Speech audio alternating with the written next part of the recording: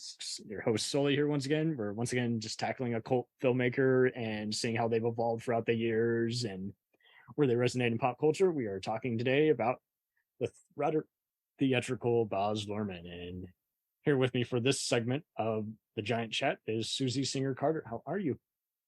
I am great. How are you doing? Glad you could join. I'm doing swell. Glad to join. I like talking about film, so this is a lovely thing. Yeah, it's not every day that it happens, and it just seems like not everyone wants to, do something like that, which is a shame because there's just so much that can take off, Yeah, for sure. Because when you talk about, you asked me who my influences were, I was like, okay, we're already going to get along because I love it when people can kind of dissect someone's work. That's already an admirable thing, call yourself a big fan, not just I saw their first 5 movies, Right. But it's fun to like dive in and go back and go, oh yeah, so why am I so impressed with this, Oh yeah. And how does it influence me, and how does it support what I do? Mm-hmm. So it's nice to go back and think about that. And and I think that my influences are so wildly different, like Mike Nichols, who I treasure his writing, and to me he's like the original Aaron Sorkin in terms of conversation, Oh yeah. And right. And I love his deep dive into relationships, and I always find them very moving and oddly accurate. He gets right down to the nitty-gritty. And there's nothing worse for when you watch something and you feel like, it's an afterthought, or it's even worse when you got a great screenwriter, but the wrong kind of filmmaker is adapting it and simplifying the details that really need a little more time to breathe. And, Yeah. Well, I love relationship. I either like ta-da, pizzazz, or relationship. And so, I think Baz Luhrmann gives us a lot of ta-da. And, yeah. And I think that, and not that he doesn't give relationship, he's very good at that too. But he's very good at the spectacle, So, what should we talk about, Sully? So just as a lowdown for Luhrmann, he's got only a select amount of movies, but it's quite extensive. He's from Australia, just like every other filmmaker these days seems to be, and he has worked on actual theater and opera, and his films include the 1996 version of Romeo and Juliet, the 92 version of Strictly Ballroom, the 2001 version of Moulin Rouge, the 2008 history epic Australia, yeah. The 2013 version of The Great Gatsby, and most recently Elvis from 2022. Yeah. So what was your introduction to him? Well, I mean, I want to say what really made it, I seen all of those movies that you just mentioned. Yeah. And, I remember what really stuck out to me the most was Moulin Rouge. That was my first, the film that I got obsessed with him. And I thought the whole thing was just incredibly satisfying. And in many, many ways, visually and musically and relationship wise and spectacle wise, it was big and grand and farcical, but yet grounded. I think he dotted all the I's and crossed all the T's. And, I love that expression. Yeah. I mean, I like him because I like to consider myself an auteur because I wear a lot of hats when I produce, and I started as an actor and a writer, and I can now edit, and I direct, and I produce. Your take charge attitude, and and I like to make sure that the film or the project that I'm working on is consistent and has the tone that I want to portray, and so. And that's not to say I'm not collaborative, but I do dip my toe in all of the different areas because I think it's important to be consistent, when you're telling a story. So I like that about him. I mean, there isn't anything actually that Baz Luhrmann hasn't done and isn't doing, artistically, not just film wise, but I mean, he's a fashion icon. He does architecture. He loves all this attention to detail, and you can't say that the money doesn't show on screen. And if I've never liked any of his movies on chance, it's never been, it's never something I would say 1 out of 5 star, didn't even try. It was like, no, they put a lot of attention, and it helps that he's doing a mixture of adaptations as well as just commonplace biographical stuff. And he's fearless, really. He really is fearless. He is fearless. If he doesn't make any money, they'll still hit him up 6 years from now, and he'll come up with something else that's. I know, and I, really, he's done not that many films in that span of time when you think about it, right? But each one of them is. Rob Marshall's a similar one. He's a Broadway guy turned director, but see, with Marshall, you pretty much just say, okay, he's going to get some good performances out of his actors. You're not really thinking about, but is he going to have eye-catching visuals and shots that right? Whereas elongate and build up some momentum in the narrative. Yeah. And I think you're right. Like, for instance, I think Strictly Ballroom, which was biographical based on his family, and I think most of us, I think our first films are pretty much biographical. Because they're really, when you write what you know and you direct what you know, you can almost not make a mistake because it so well, and you've lived it, and it fits. It fits really well. So if you I think it's. I mean, I love writing what you know, and I don't think you can avoid that. But I mean, especially that particular story was seemingly based on his mother, who was a ballroom teacher, and he was a ballroom dancer, and that whole society or community that lives around that. He captured it well, and it was, it's true to his brand, which is big and grand and farcical, and but he commits. He really commits. He really does. Yeah, and he's been very courageous in trying different kinds of, obviously he doesn't, he marches to his own beat by the way that he directs, and I wouldn't call him self-indulgent either, and I know that's pretty commonplace. Just about everyone gets accused of being self-indulgent. He feels like he just wants to just do a very big, upbeat, old school kind of themed movie while also mixing in just as many other thematic elements as he can that can work in any kind of movie that he likes, I think, too. I mean, and it's interesting because he's consistent. I was thinking back about like Strictly Ballroom, and using Time After Time, Cyndi Lauper's Time After Time, and a version of it, and then you cut to like which I love because that's my era, and give me some neon and I'm happy, neon and a big bow, I'm so happy, and then then you cut to Moulin Rouge, and you've got this medley of just like Elton John and like, I mean, that medley that Ewan McGregor does and Nicole Kidman is just classic. It's epic. It's, it's everything. And it was phenomenal. It was great. I mean, and he made those songs signature. He put his signature on those songs by the way he directed it. And that's hard to do. Taking songs like that, I don't think he succeeded that well in Great Gatsby. That's just me. Don't hate me. But I just felt really, I felt Jay-Z, who I love, was like a little bit out of, I just felt it was a disconnect for me. Yeah. I mean, even the best music videos can be a little just kind of like, hey, sounds good on paper, but it lost me. It lost me a bit because it was like, it just felt very, there was a lot of computer there was just a lot of computerized things and a lot of technology, and it took away from the story. Mhm. And the acting was great. So you had these really great actors, and then let's talk about Romeo plus Juliet. Yep.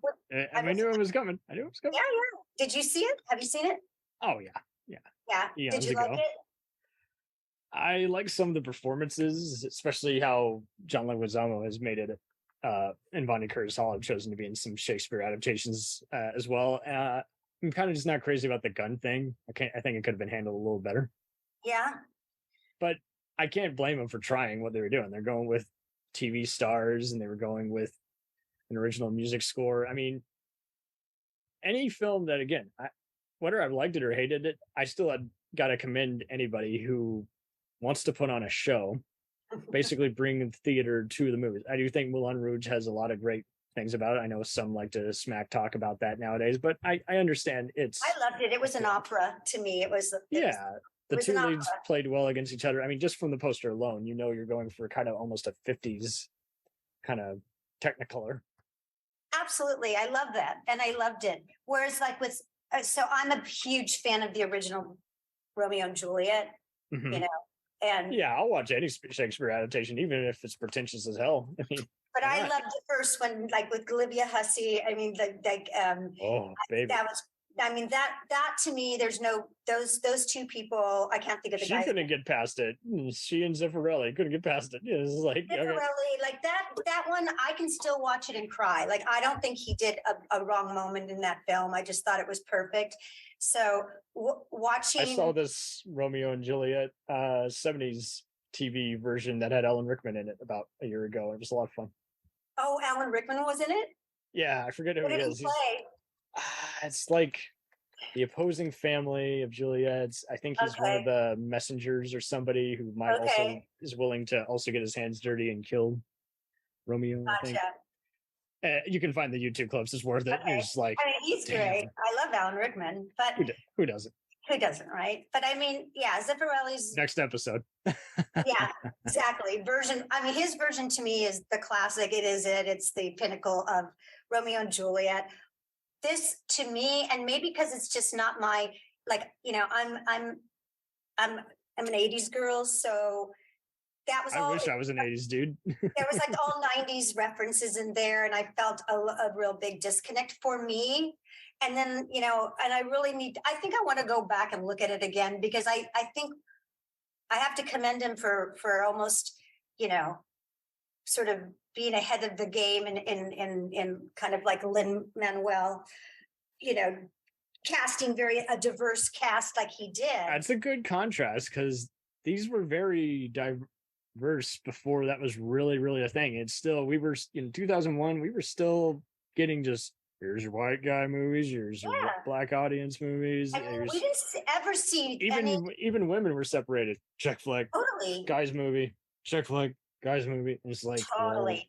Why way to annihilate your audience? Yeah, and we don't think we ever saw a Shakespeare with black actors or Latino actors. No, other than Othello, all white and British. Yeah, absolutely.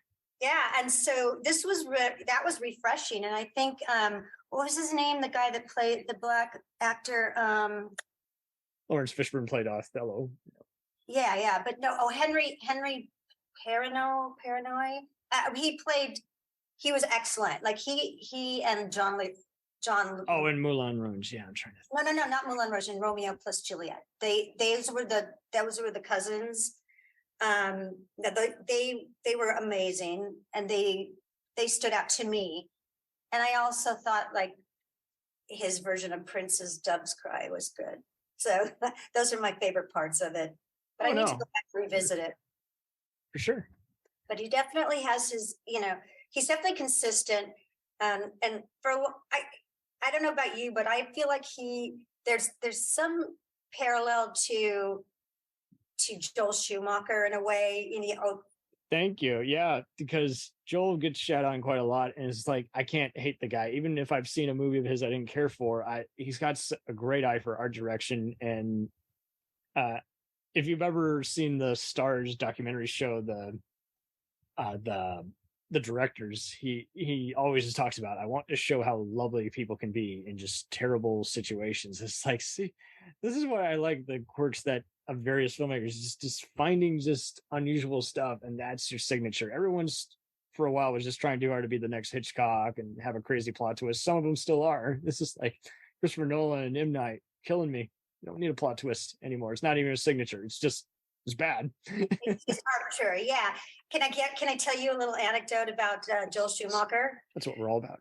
Okay, so my daughter, did you ever see Falling Down? Oh yeah. Okay, so my daughter plays the little girl, the daughter, Adele. Well, congrats. And I actually have a cameo in it. I'm the entertainer, the girl that comes out at what's his face? Oh my God, I'm losing his name. The daughter's birthday. No, who's the guy that was he's a huge actor. He was in The Godfather. Robert Duvall. Robert Duvall. So he's retiring, and they're giving him a going away party, and I'm the girl that comes out and dances on the table. So there's I'll keep my eye out next time. Yeah, I'm dressed, folks. I'm wearing a cute little like outfit with bows on. But the thing is that Joel Schumacher was incredible as a director, and especially with my daughter who was I'm glad you got the opportunity. Rest in 6 peace. years old. Yeah, and you see this guy who's like 6'6" or 6'7", who was so excited after every scene that he would jump up and down and just be like, "Yay!" Because that's how I feel when I'm directing, and he loved totally. it so much, and he was so great, and I just really admired his passion. That's what he's all about. Yeah. He never understood why everyone was taking it out of context and how the main character might be an anti-hero. It's like, it's just a straightforward villain who thinks they're making a difference, who's going out of bounds, you know? Yeah. I mean, the best line is like, wait, I'm the bad guy. You're right. Wait a minute. How am I the bad guy? Every villain's famous last words. Yeah. So yeah, that was a classic movie. It is a classic movie, and it still stands up. It's a great cult classic. I'm glad you got that opportunity. So now you've done all kinds of things, dance, reality, TV guest spots. Now, I wrote Bratz the movie. There's my poster. Yes, you did. There you go. and I co-produced Soul Surfer for Sony, and wrote the final draft for our shooting draft. And as writers know, we don't always get credit for what we do, but no, I did. Unfortunately not. Yeah. And you get the producer credit if you change it up, but that's it. Yeah, but I actually produced that film. It wasn't just a credit. I actually balls to the wall co-produced it. There was a lot of work, and I loved every minute of it, and it was really fun. And you got to do what you got to do if you want to make your vision. Challenging. For sure. And then, I did 2 TV series for Saturday morning CBS. That's how I got my start. And that was Cake and Dance Revolution. One was a sitcom, and one was a dance competition show. And they were shot at the same time. Oh, man. So I would I was actually hired to show run Cake, which was the sitcom. And then they asked me to take over Dance Revolution because they didn't like what was happening with it. And I said yes, because when else are you going to get asked to do 2 shows at one time? Yeah. So I said yes, and my partner Don Priest was about, wanted to kill me because we were already so exhausted. But you know what? We did it. And we're really happy that we did it. And, we jumped in, and it was a lot of fun. Yeah. Stellar. And now we're into podcasts.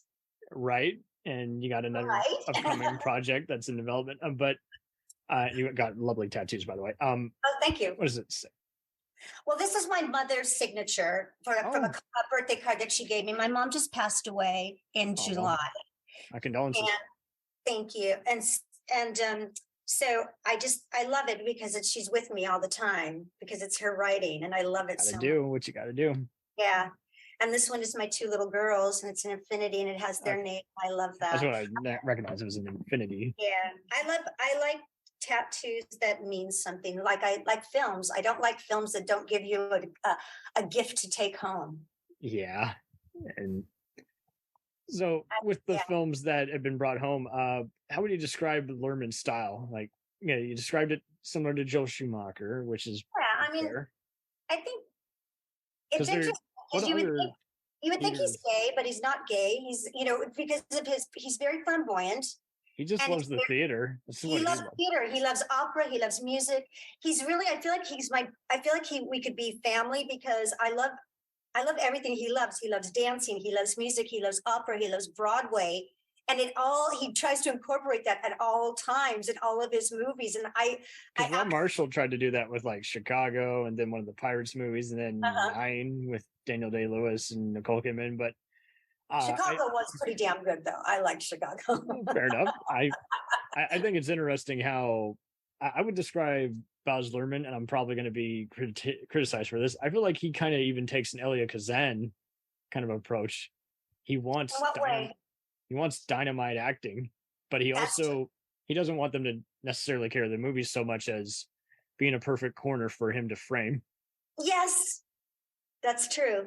and sing on cue. And obviously that's going to take multiple takes, in rehearsal. Yes, yes. But Yeah, I think he's a visual artist is what he is. He's an oral, not oral, but oral, AUR. I know. I think that he's those artists that he is, which I like. I'm very visual. So Everyone is yeah, but some people the don't. right one. Right, but some people really like, okay, when you listen to a song, what captures you from the song? The music or the words? The beats as well as kind of how the lyrics are staged around. Okay. So I love melody. Melody grabs me first. Yes. And then words, if the words are good, then I'm all in. I'm in love. Some people don't listen to lyrics at all though. At all. Correct. And it's not uncommon. I've seen some people who don't like music at all. I'm like, really? Okay. Yeah. It's be a little lonely inside there. But it is interesting how, like there's plenty who don't even analyze the lyrics. It's like, you do know that so-called feel-good song, that's an irony. That's the producer's touch. It's actually a very unhappy song. Like Foster the People, Pumped Up Kicks. Yeah. Terrible incidents about school shootings and Totally. But it's just showing this is the music's inside the madman's head, and so it's visual in a way. And you gotta, I'm gonna applaud anybody for doing something that I don't want to say is just different or edgy, but also just trying to elicit a certain mood. Impactful. And they are dedicated to that. They are sticking with that, even if it doesn't work, as opposed to I'm gonna sing the same lyric. There's only like 2 other verses, and that's it. I agreed. I agree with you on that for sure. Because I think however we can impact people is great. And whatever your gift is to impact people, whether it's comedy or it's music or it's all of the above or visual, then that's a gift. That's a gift. And that's Right. what you need to do, because storytelling is like music. It's magic, and it has the ability to change people's minds and to change mood. Everything. Yeah. It can break it. It can make it. It can. I mean, and there's so many other people who I look back at and it's like, who would have thought they would have done a musical? I never would have expected Sidney Lumet to have done The Wiz. I would have never expected Milos Forman to have done Hair. I wouldn't have expected Alan Rudolph got to start doing music documentaries, but he was still the most unlikely candidate to helm Pink Floyd's The Wall. It's like there's so many unlikely guys, and everyone was surprised when Spielberg said, "I'm remaking West Side Story this last year." I know. What'd you think of it? At this point, I'm just glad that the man can do whatever he wants. I thought it was an interesting homage. I'm glad they brought Rita Moreno back and the actors got some accolades, but I was kind of just like, this just feels more like if someone did like a cover of a song. Exactly. Yeah, I feel the same. I thought Rita Moreno was the best part of it. And I thought it didn't deviate really. I mean, it was just another Could have been a little different. That one, it might have changed it up a little better. But yeah. I agree. I agree. Look at that. We're agreeing so much. We try to be as laid back as we can on here, and even if no one's going to agree on one take, I try to make sure that we're staying on topic. We're just actually kind of analyzing Right. the subject. So if you had to rank Lerman, where would you rank him on your favorite filmmakers, let alone kind of musical dramas creators? Oh, I mean, he's definitely On that top in 10, my top top 20. 5. And yeah, in my top 5, because you're not gonna be bored ever No. watching. You're never gonna be Even bored. if you don't like what you see, there's no way you can say no one tried, no one shot that gorgeously, no one. Yeah. We'll return after these messages. Hello and welcome to Culture Shocked, the pop culture podcast brought to you by 4 aging millennials and our outdated opinions. Join us every Tuesday as we discuss movies, TV, games, and even music, new and old. Dude, what do you think you're doing? Are you seriously trying to record a promo without us right now? Well, yeah? Dude, you can't just do the promo by yourself. Who's gonna listen to that? Yeah, and you probably haven't even told them that we're a pop culture podcast where we always agree on everything. For instance, the Sam Raimi trilogy, easily being the best of the Spider-Man movies. No. But I think we can all agree that Jaws is a classical masterpiece. Nope, don't like that. But we do all agree that the sequel trilogy of Star Wars is the best in the Skywalker saga, right, guys?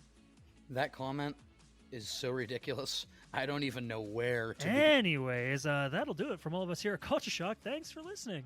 Hey, it's Brent Pope, the host of Breakfast with Brent Pope. You've seen me on some of your favorite TV shows saying things like, "Give it up, Jimmy. You got to sink this putt to win." On Breakfast with Brent Pope, I sit down with guests from the entertainment world, and we do it all over breakfast. Or should I say Brentfast? Every week on Brentfast, you get inside Hollywood info and tips, great breakfast recs and foodie debates. Most of all, you get the most delightful 30 minutes of your week. So dig in. It's Brentfast time. Listen at Brentfast.com, Apple Podcasts, or wherever fine podcasts are found. Do you ever find yourself thinking about who would win in a fight between Goku and Superman?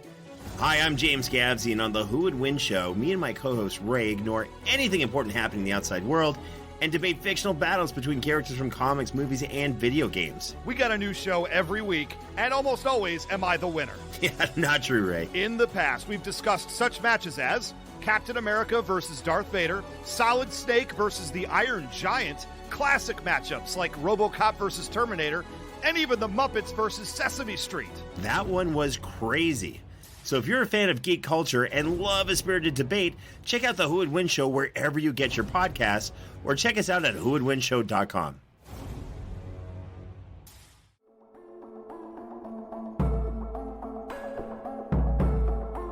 We let things pile up in the DVR, we add them to our queues, we wait for the DVDs and Blu-rays. We time shift. The Time Shifters Podcast. Sci-fi, horror, fantasy, superheroes, comedy, action, film, television, maybe some not-so-current events. Find us on iTunes or at timeshifterspodcast.com. Cool thing about Blind Knowledge is we are in multiple countries. We are worldwide all across the globe. We are in the US, we are in the UK, we are in Canada, Germany, India, Japan. We're in Australia, y'all. BlindKnowledge.com. Now back to the feature presentation.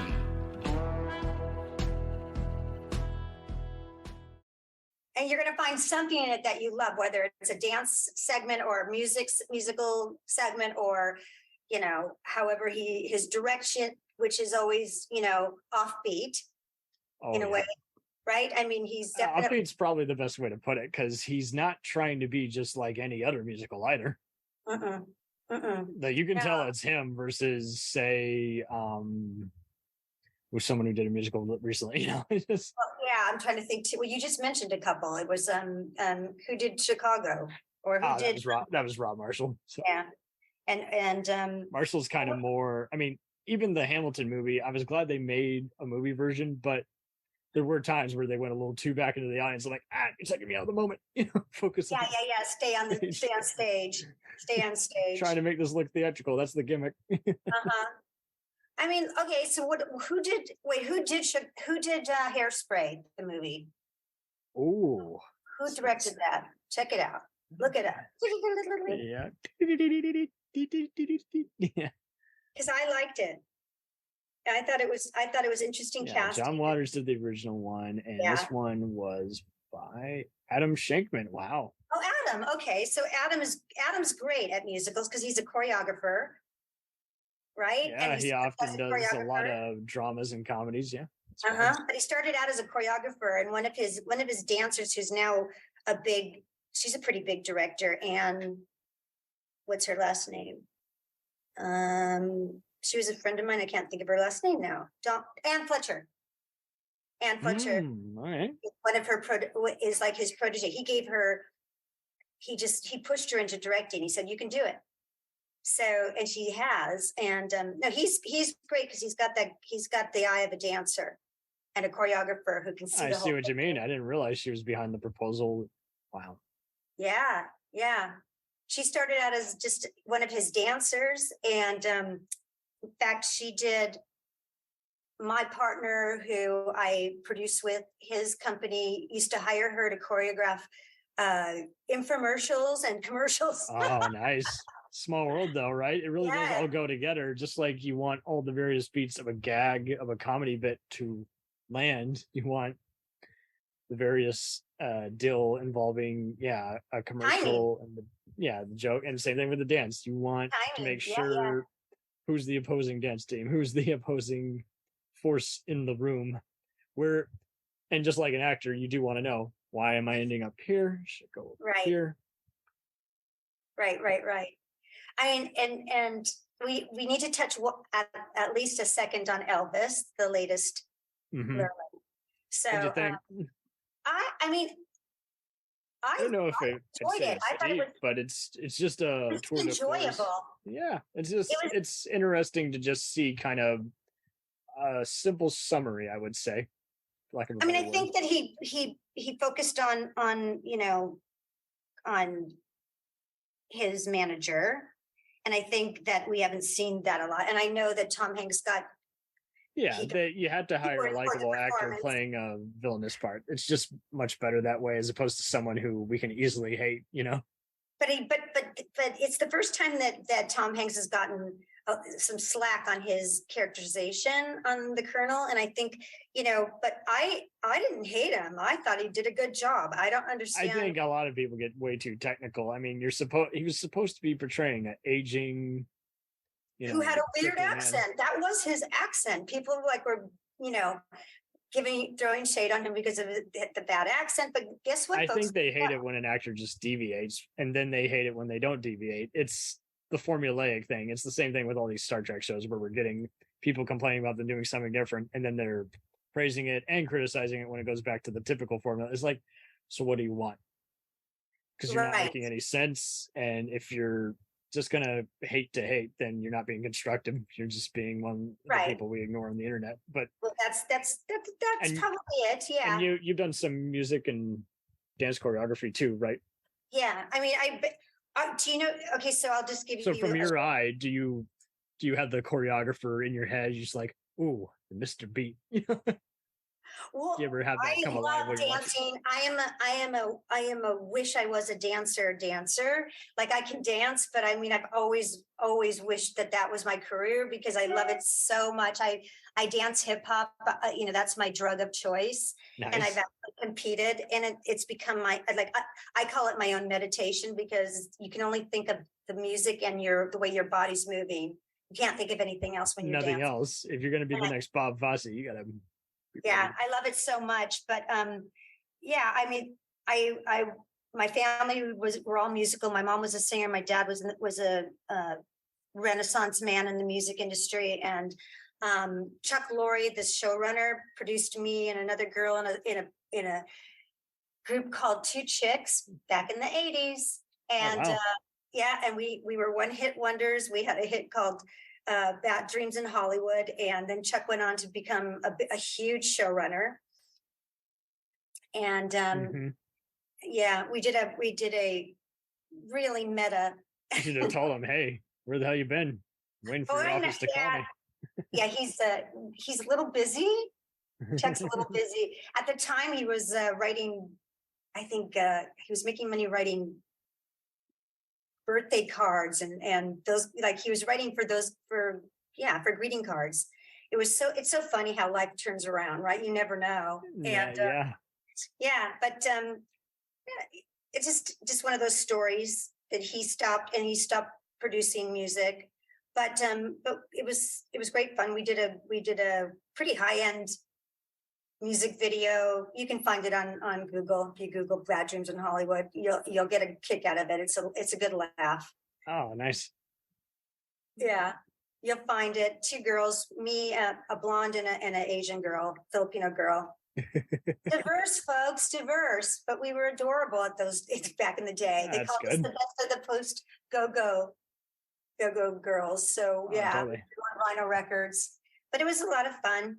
And so I do love music, and which I'm going to do a really clunky segue into I Love Lucifer, my podcast that's on Realm right now. And the reason, and how did I get, what was my inspiration? Oh, I'll tell you, Sully. Here's my inspiration.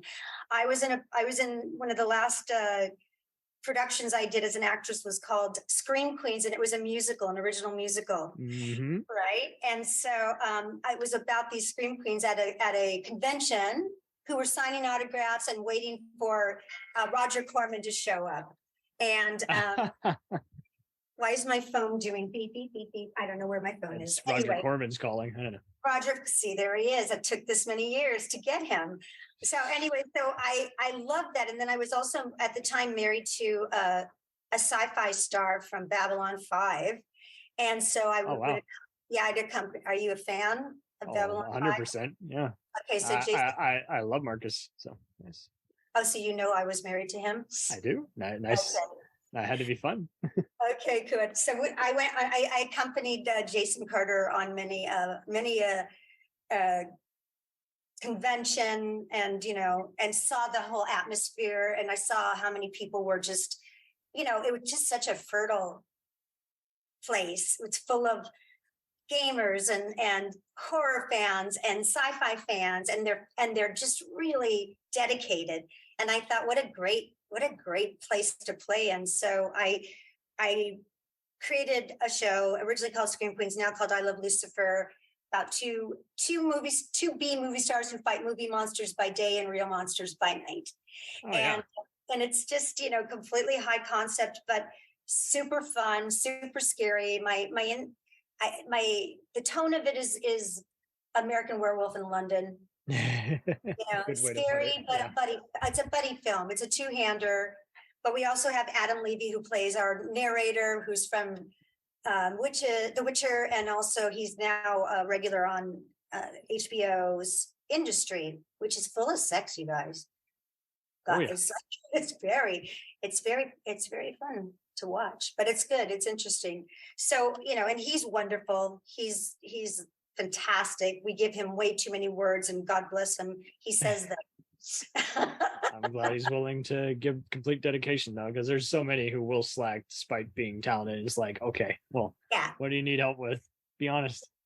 He's lovely. He's lovely. We did all 10 episodes during COVID from all over the world, people in closets all over the world. We had 39 actors, and very proud of it. Nominated for 7 Audioverse Awards, and that was that's great. I didn't know that. It's good to have work like that pay off. And it's like, because at the end of the day, everyone does want just some acknowledgement. It's like, hey, you did one hell of a job.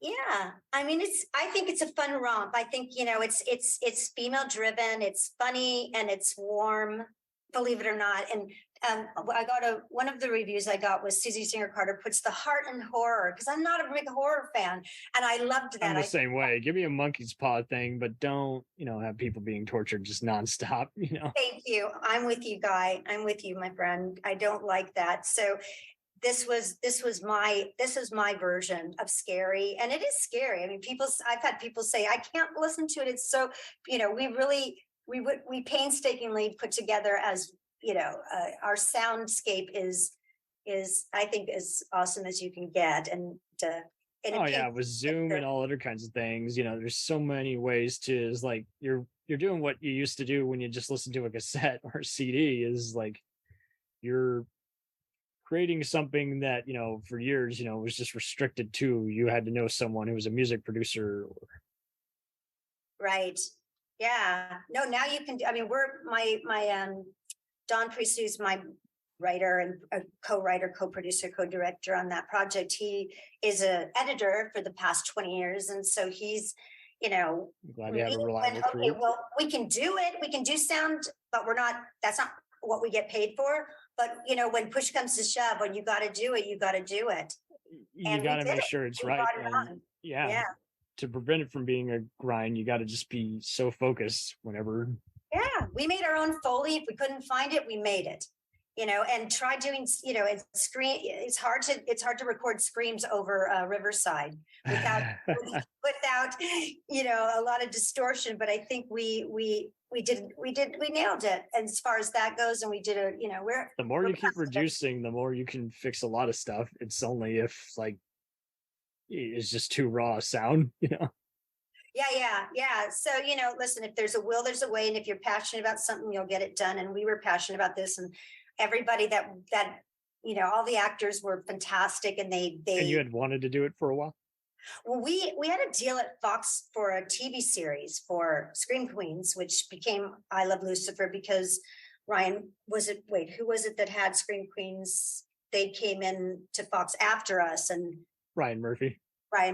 Yeah. And so we had to quickly change the title to I Love Lucifer, which we like better anyway. And and so we had a deal there, and then along came COVID. And so we thought, why don't we just launch it as a podcast? Who knows how long this COVID is going to last? Right. And we can do it on our own, and it'll be fun, and it'll give us something to do, and instead of sulk, oh, the world sucks. Or call Instacart and get some more wrong orders filled. Oh boy. And that's that. So I'm attached to a movie called Run, which was based on a book called Plain Jane that I was hired to adapt. So we're setting that up with Leighton Meester, hopefully. You never know what's going to happen. But right now, she and Rose McIver from Ghost, this TV series, are attached. And Asher Rodman also from Ghost. And we're excited. I'm excited because you're trucking. Sure. Yeah, to direct. So, and that's it. What else can I tell you? Do you need a recipe for guacamole? I have one. I'll take you up on that. No, this has been a fun interview. Great.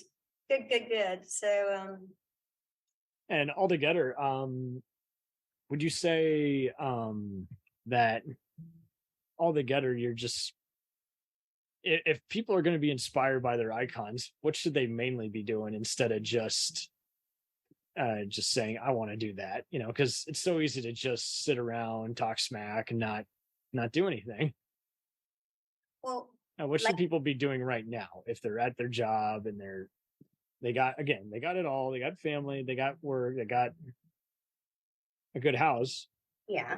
What can they do right now to just kind of if they're a creator and they want to do something, you mean? Yeah, and they just don't know how. They need another push, and they've been taken advantage of. They've had people who have just wasted their time. What do they do to keep up that momentum and realize you can still be doing something with your time? You just got to figure out someone else who wants to use the medium. And I got to say, and I'll, since we are on a podcast, I will venture to say that,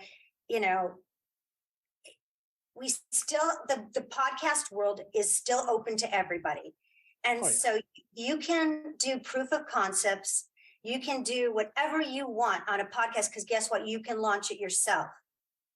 And gone are the days pretty much that you could launch a show on anywhere. On YouTube. Even YouTube is glutted, and you can still apply, I think, for the Webby Awards, I think is the one that does the Emmy equivalent. But it's still hard to get it's hard to get eyeballs now because there's so much on YouTube. But word of mouth. I still think that if you can produce something and find your niche on a podcast, it's relatively inexpensive, and and you can realize a concept.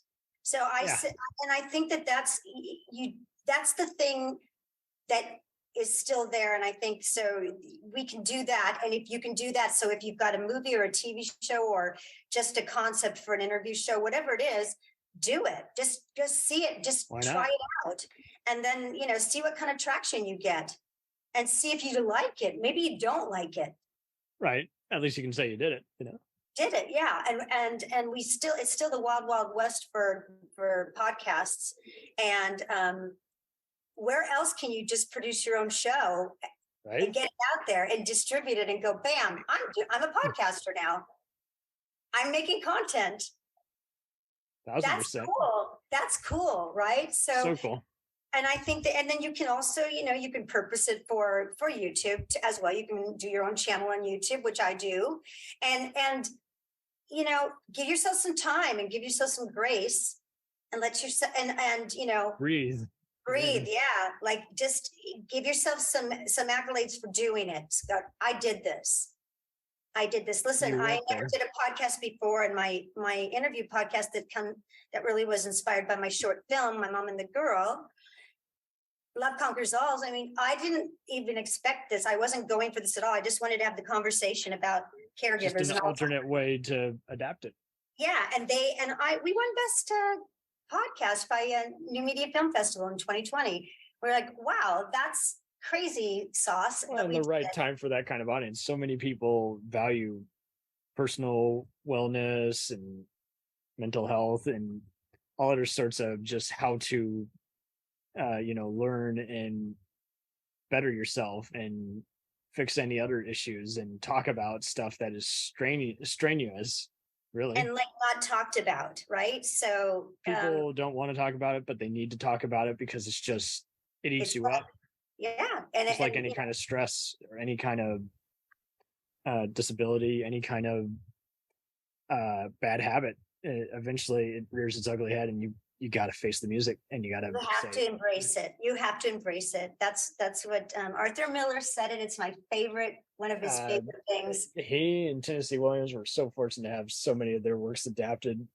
Yeah. Do you think Baz Luhrmann's going to do that? He's going to adapt one of their favorites? I don't know. It would be great. Somebody needs to do this. What do you call it? Death of a Salesman. Someone needs to do that. A version, right? I think so. I think so. That would be awesome because it's a classic story. It has allegory all over it, and so many good versions of it. There's so many good versions. But Arthur Miller, I'll just tell you guys. I'll tell your audience this: that he says, he had a dream, and a recurring dream, right? And it's about, and all the time he calls it his idiot child. There's this disgusting, horrible, horrendous-looking child that was chasing him in this recurring dream all the time. Do you know this one, Sully? I don't recall that. Okay, so he said he'd have this recurring dream, and it was so scary, and it was the ugliest child, and he would run and run and run, but his legs wouldn't go fast enough. He couldn't get away from it. And finally, one night in one of his dreams, he turned around and he decided to just grab this idiot child and hold him. Then he looked back and he said, and I realized that the idiot child was me. Oh, man. So I leave you with embrace your idiot child. That's your power. The idiotic child in you. Embrace what you're running away from, and that's your power. That's your strength. Man. It's a lot. It's good, right? I didn't write it. I'm just a messenger, but it's a good message. Don't kill the messenger. Yeah, but it's a great message and comes from, a very bright man. So that's all I can say. Very badass. Well, I'm so glad you could jump on here. So glad I could too. Thank you for having me. It's fun. We have a great community on Twitter, you guys.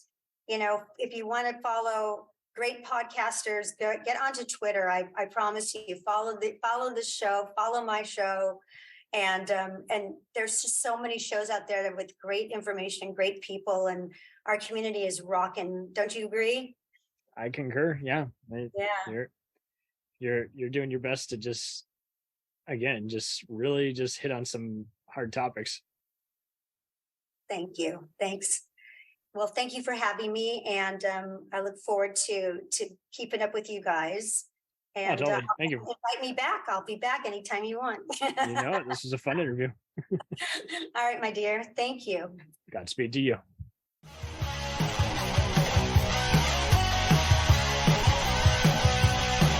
Follow us on the web on Facebook, Twitter, and Instagram. The podcast is available on Podbean, Spotify, iHeartRadio, Anchor, Apple, and anywhere else podcasts are available. Feel free to review our show and leave comments on any of those sites. Thanks a million for listening. It's a jacked up